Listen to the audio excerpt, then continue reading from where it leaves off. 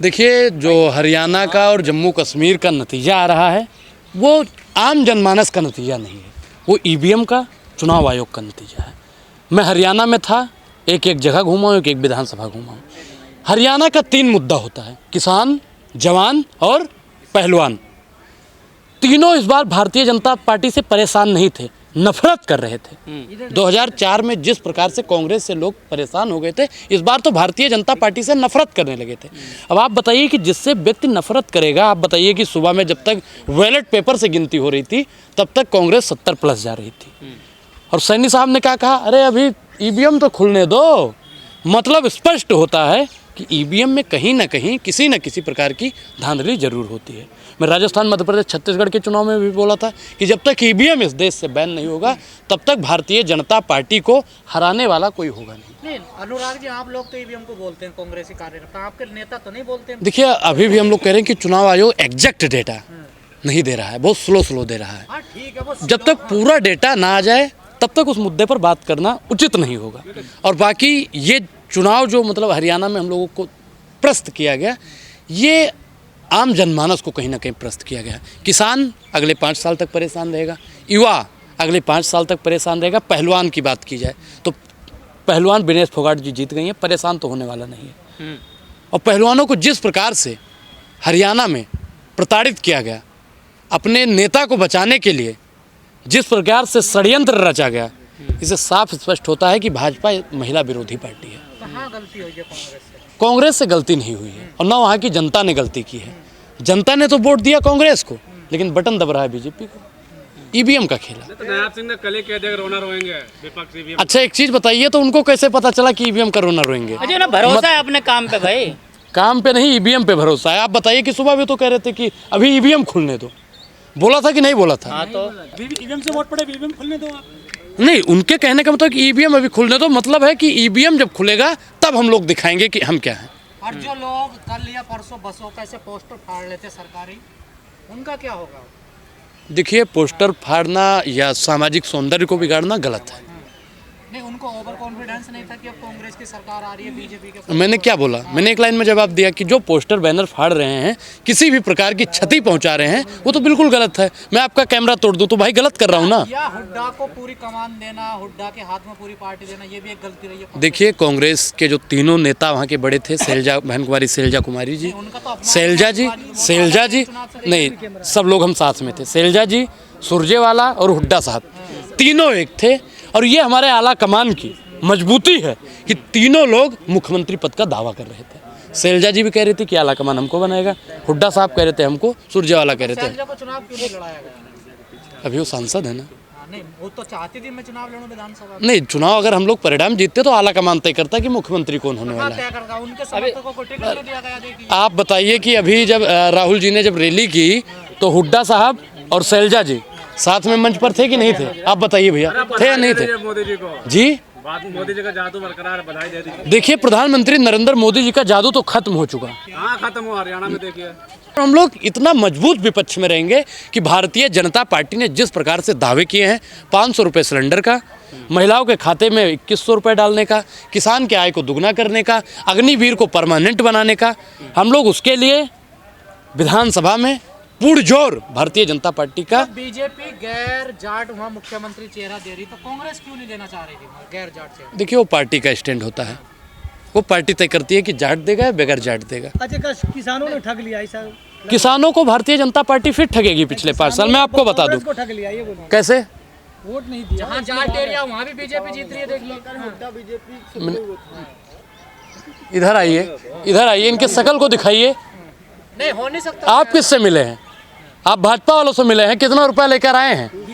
ये वही पत्रकार हैं, ये वही पत्रकार हैं जिनको मैं अभी 500 रुपये दे दूं ना, ये 500 रुपये, तो ये तुरंत कह देंगे कि नरेंद्र मोदी भी कांग्रेस से मिले। कहाँ से मिला है 500 का नोट? ये ऐसे ही पत्रकार होते हैं जो 500 रुपये पर ईमान अपना बेचने का काम करते हैं। नहीं, मैं नहीं, देखिए, उस पत्रकार का गलत बयान है। सुनिए, आप इस पत्रकार के बयान को वापस लीजिए। आप सभी पत्रकार ने, तो मैं सभी पत्रकार, आप इतने पक्के मन से कैसे हुड्डा आरएसएस के आदमी नहीं हो सकते? हाँ, बिल्कुल नहीं होते, क्योंकि कांग्रेसियों के रग रग में कांग्रेस का खून दौड़ता है। सिंधिया के क्या था? देखिए, सिंधिया के परिवार का आप इतिहास जानिए।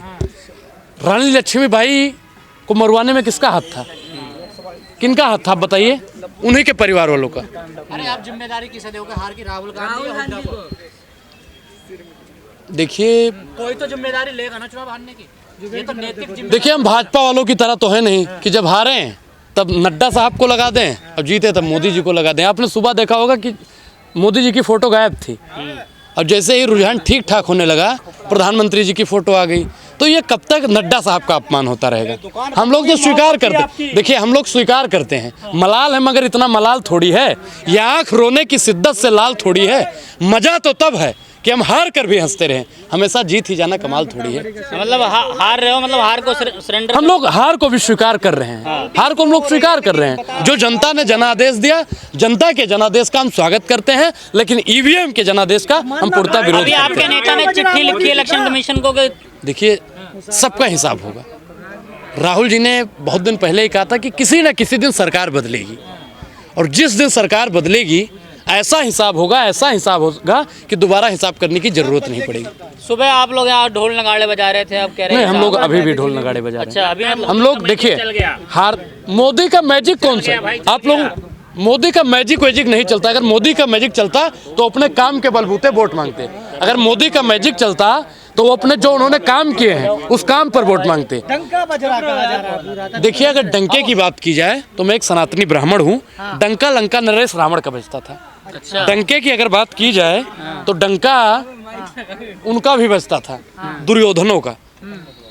तो डंका तो हिटलर का भी बजता था। मोदी जी का भी बजता है।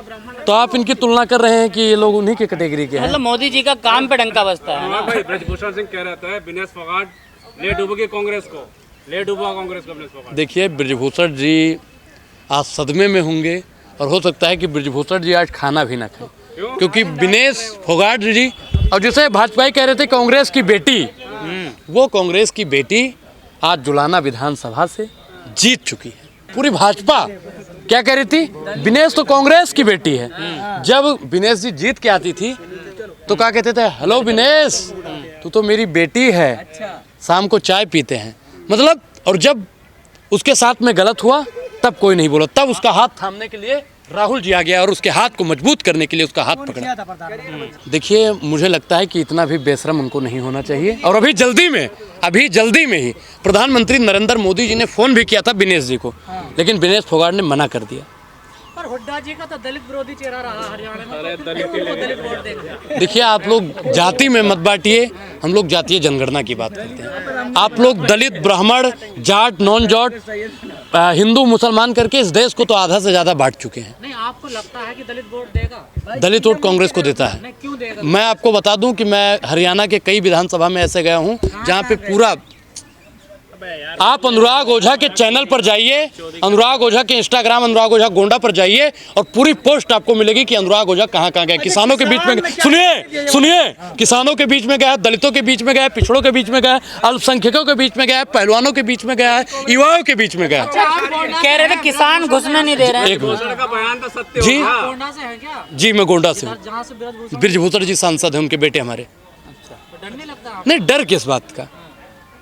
हम तो गांधीवादी विचारधारा के हैं। 5 मिनट तक शांति का पैगाम देते हैं, बाद में भगत सिंह बन जाते हैं। दबदबा कायम रहा। देखिए हरियाणा में दबदबा था, दबदबा है, लेकिन विनेश फोगाट का। विनेश फोगाट अगर मुझे, मैं बता दूं कि पूरे कांग्रेस को नहीं ले डूबी है। विनेश फोगाट जी अगर हार जाती तो लगता है कि हाँ दबदबा उनका है।